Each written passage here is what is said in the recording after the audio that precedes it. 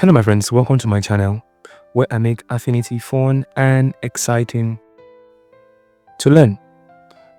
In this video, I'm going to show you how you can remove backgrounds from your images, the process, and how to refine the images for best output, right? So without having to say much, let's get started. So first things first, I have my image, my first image I'm going to be using for this exercise here. So as you can see, it's a JPEG image, right? So the first thing I need to do is come over here, right? And the first way you might want to do this is by using your selection brush tool, right? Selecting these areas and going all the way down and making the selection around the image like this, right? And doing all of this, right? So this is the first way.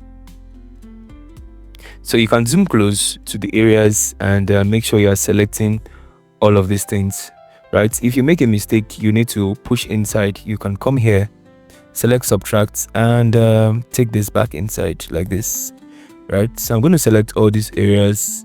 I'm going to move closer like this. I can reduce the size of my brush by using the bracket key, right, so as to get precision on what I'm doing. You see, these areas I need to take outside, so I'm going to flip back to add and I'm going to push this back outside like this, click, and I have them removed. Okay, so after I've made my selection, Ctrl 0, instead of clicking on mask, please, that is the last thing you should do. Come up here and make sure snap to edge is selected before you start using your selection brush tool. Now, what you should do here is click on refine with your selection. So when you click on refine, this is what you have. You have this rough selection. Imagine if you had clicked on the mask. This is what you have as your output. That's terrible. So inside here, by default, the first thing you should have checked is mate edges, right? So this is what would make your selection very, very easy. Before I talk about the mate edge, let me quickly talk about the preview. Now, by default, you are seeing your selection on an overlay. That is the red. That's because it's set to default to overlay. So if I switch it to black, I'll be seeing this thing on the black background. If I switch this to white, I'll be seeing it on the white background. So it depends on what actually works for you. So this is the black and white. This is showing the whole selection, right? So it depends on what works for you. And if I click on this, I'll be seeing it on the transparent spot. This is what exactly works for me. So you can actually use what works for you. And but the best I recommend is leaving it in overlay, right? So let's move over to the mate edge. Now, I said the mate edge is what makes your selection refined. Now, for instance, now you have this. Now, if you want to refine this selection, you can make your brush bigger and paint on this part here. Now, you're telling Affinity, please remove the background from this hair region. You can see what it has done. It has removed the hair region from this part here.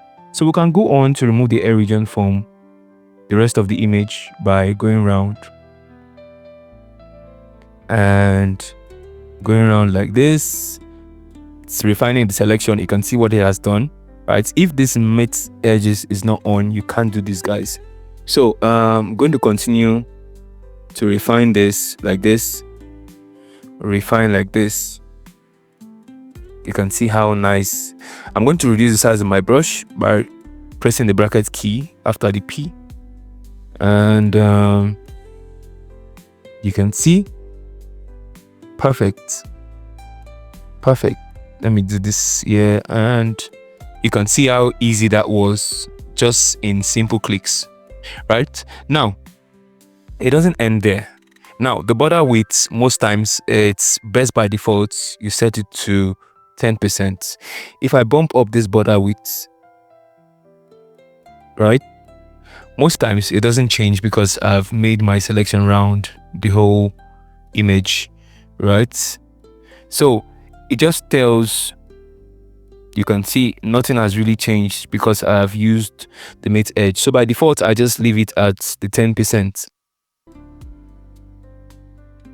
Right, so I can just set 10 here and I'm going to leave it there.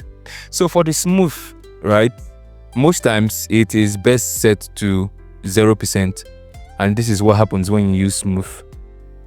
You can see that instead of making it nice and looking good, it's worsening the situation of things, right? So by default, it's just best set to 0 like this, and it doesn't stay. Now one thing you can use here is the feather, right? Because most times when you are doing all of this, you want to transfer it to another background and you want to make it look realistic. So a little bit of feather actually works. I'm not saying you should add feather and you should make it somewhere like this, please. That's not what I suggest. So the safe place to feather is to be around 4.9 and somewhere around here. So if I switch to a black and white mate, you can see what that actually does on a black background. You can see that it's not actually fitting for a black background. So by default, it's just best to just leave all of this at 0%, right? And you can actually work with this because even in this selection, there's still some feathering going on at the background that we cannot actually see. And when we transfer that to a new background, you can see the effects. So I'm just going to switch this back to overlay like this, and I'm going to leave it like this, right? So for instance, if you want to add some backgrounds to it, like the background that you removed, you can click on the background and paint in some backgrounds here, and you're going to have some backgrounds, right? You can see that it has added the background selection to this, but that's not what I want. So Ctrl Z. And for foreground, if you paint like this, you're going to be painting the foregrounds. That is the original image that was removed before we came into this Refine Studio. You can see it's going to add all of those, but we don't want that either, right? So we're going to stay in matte, and the last thing I'm going to do is I'm going to click on this color decontamination, right? You can see that, let me switch to black. You can see that this has helped immensely. You might not know what this has done until when you transfer it to it. You can see what it feels like on a black and white background, right? So you can now use your ramp. You can take this outside or bring it inside, right? So most times I like taking outside, so it covers a whole wide range. So if I switch this back to overlay, you can see what I have done here. So I can actually work with this because looking at it, let me switch to a white background. You can see it feels original, right? Let me take this Intel. Let's see what happens. You can see it feels like something that has been cut out, but it depends on your preference, right?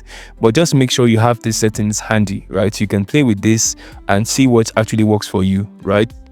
What works for my image here might not work for your image. So, but the basics are, make sure this is turned on, and make sure at the end of the day you use your color decontamination. Very important. So I'm just going to settle with overlay here. I'm going to leave this here, and I'm going to click on.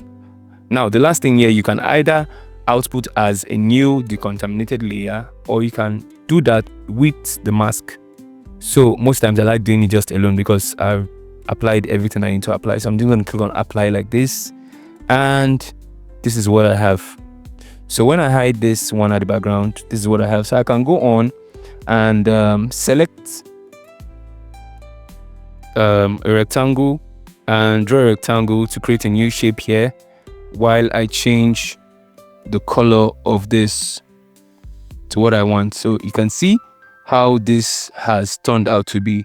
So this is before and this is after, right? Now I'm going to delete this, right? Still on this. Now most times, instead of using the selection brush tool, I'll just go on and use the object selection brush. Now using the object selection brush is telling AI, telling Affinity Studio that, okay, this is the image that I have, please help me make a good selection. So instead of using the brush selection and doing all of this, most times your images might just be complicated and you spend a whole lot of time doing this. So head up here, that's why it's the first option. right? Now, before this works, most times you might not see it like this. Go to edit, and under settings, under machine learning, make sure segmentation is downloaded and turned on. Now it says the segmentation model allows the creation of precise, detailed pixel selections from pixel layers or placed image. Use the object selection tool to make a selection. So if this is not turned on, you cannot use the object selection. Now it's not an AI feature. As you can see, it doesn't have the crown, so it's free for everybody to use, right?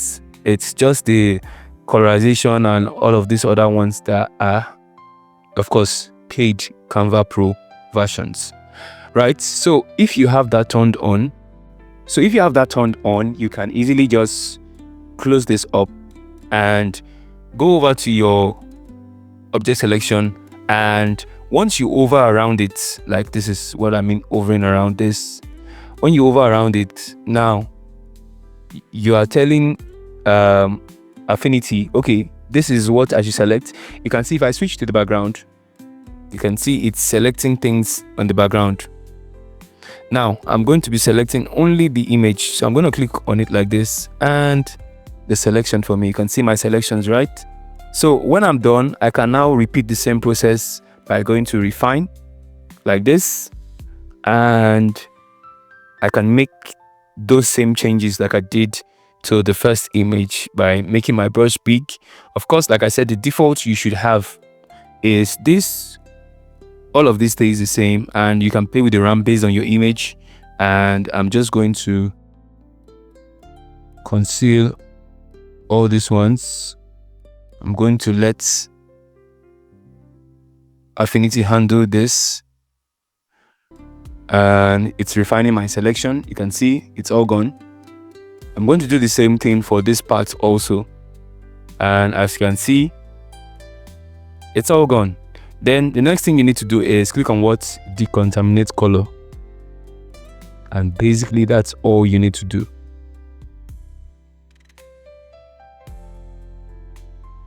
So gone are the days of selecting and putting the lasso tool and all of this, trying to select and trying to refine. This one just does everything for you. Then you can click on what?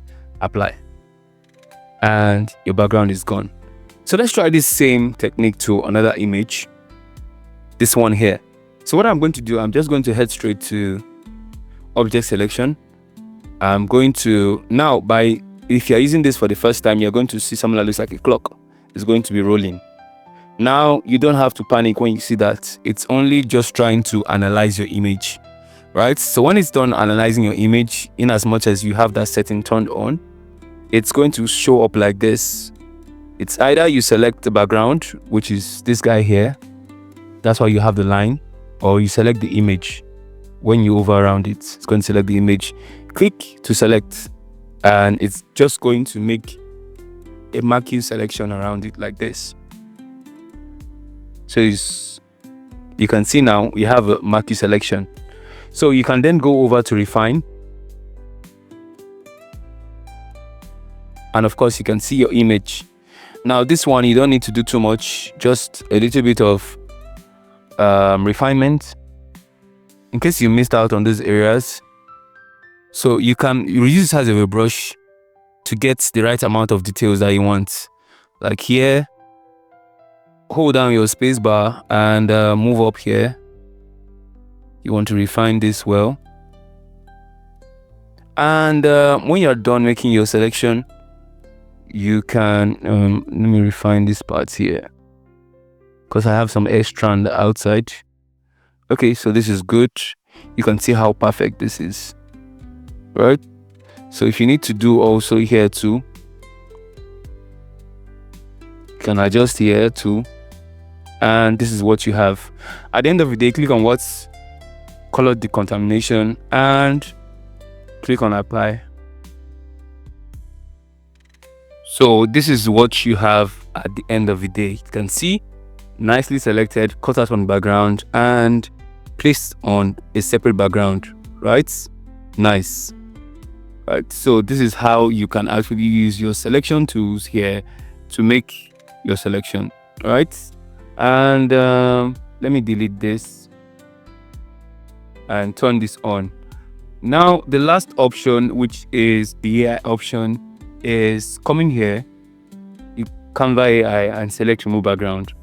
Click on it and give it a while, though you have to be a Canva Pro subscriber to be able to use this. And you can see in just few seconds this has been done. This is faster than any other method that you would use inside of this application. If you've liked this video, make sure you hit the like button, and if you've not subscribed, make sure you're subscribed. I'll see you in the next video. Ciao.